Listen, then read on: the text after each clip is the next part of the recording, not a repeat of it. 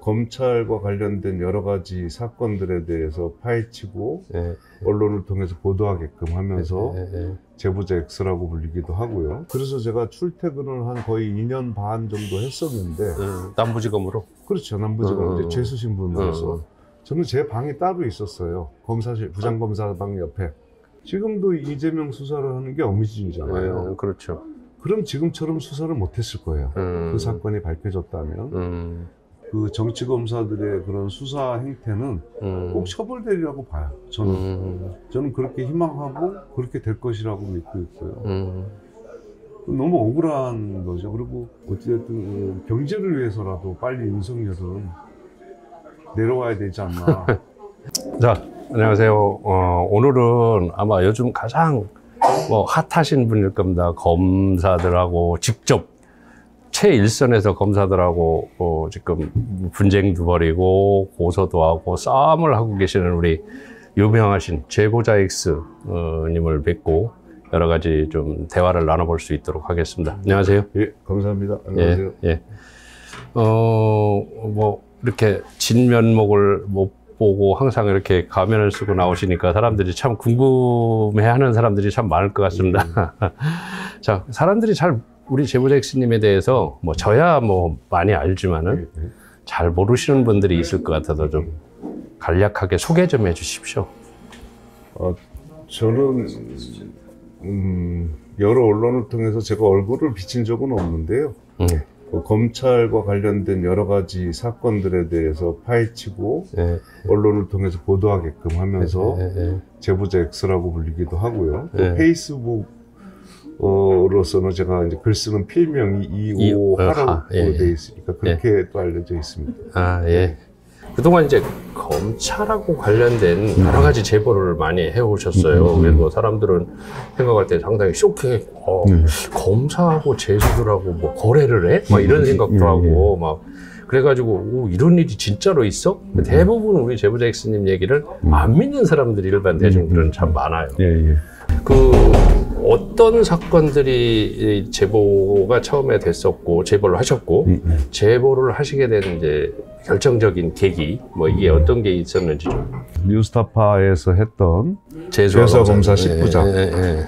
그리고 그 10부작에서 9부, 10부를 아마 피드첩에서 검사범죄라는 걸 또 2부작을 같이 했죠.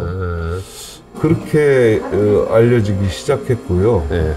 그 다음에 그 과정에서 또 아마 조국 장관 사태가 있었을 거예요. 장관 임명 당시에. 그래서 모든 사람들이 사모펀드는 무슨 조국 장관 가족의 비리다 라고 주장을 했을 때 제가 뉴스공장에 2차례 나갔었죠.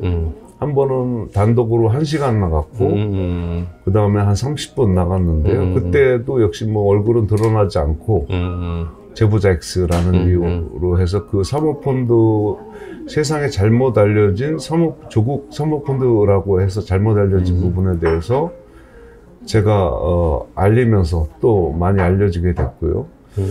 또 좀 숨다기보다는 뒤에서 제가 작업을 했던 게 뭐냐면 한명숙 총리 모해이중 사건. 그것도 제가 파헤쳐서 뉴스타파에 보도하게 했고요.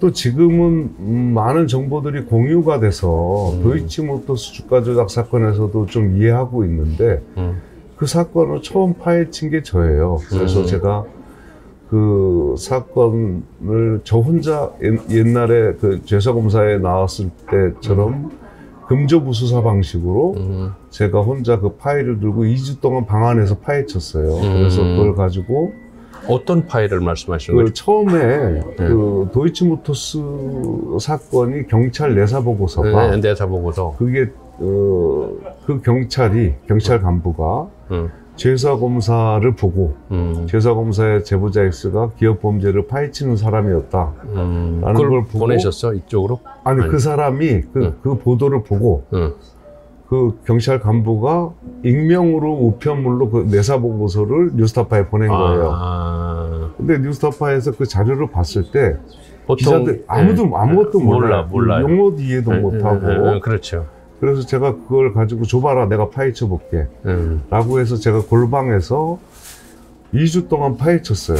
파헤친 다음에 그 파일을 만들어서 뉴스타파에 보도할 수 있게끔 제가 한 번 가면 한 2시간 정도씩 기자들을 상대로 해서 교육을 시켜줬죠. 교육을 시켰고. 그리고 그 방송에 대한 원고도 제가 대부분 손을 봐줬고. 그래서 아마 그게 도이치모터 주가 조작 사건이 뉴스타파에서 처음 보도되게 된 거예요.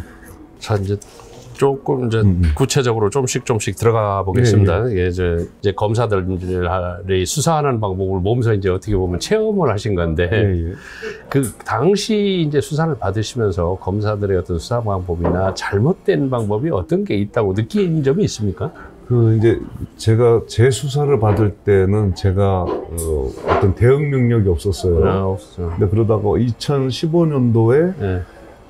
남부지검 증권범죄 합수단하고 금융조사부가 이제 서울지검에 다 남부지검으로 갔잖아요. 거기서 이제 저한테 수사 기법에 대해서 요청을 해왔어요. 주가 조작을 어떻게 해야 되는지, 또 금융범죄를 어떻게 해야 되는지.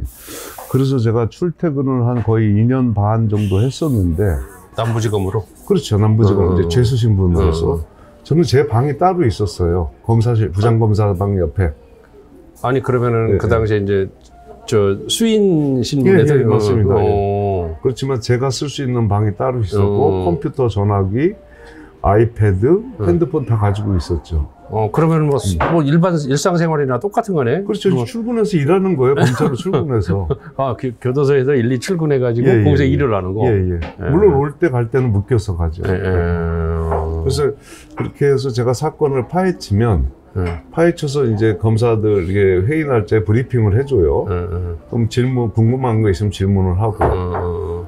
그렇게 해서 이제 파일을 넘겨주면 여기서 수사를 진행하고 하는데, 이렇게 보니까 제가 파헤친 파일에는 더 강한, 중요한 범죄자들이 있는데, 수사 결과를 보면 빠져 있더라고요. 막대한 자금력이 있는 애들이었어요. 그래서 봐주기 위해서 빠지는 그렇죠. 거죠. 걸러 발라내는 거죠. 수사를 진행하다가. 그래서 얘네들이 이렇게 이제 그게 자꾸 되풀이 되면서 제가 알게 된 거죠.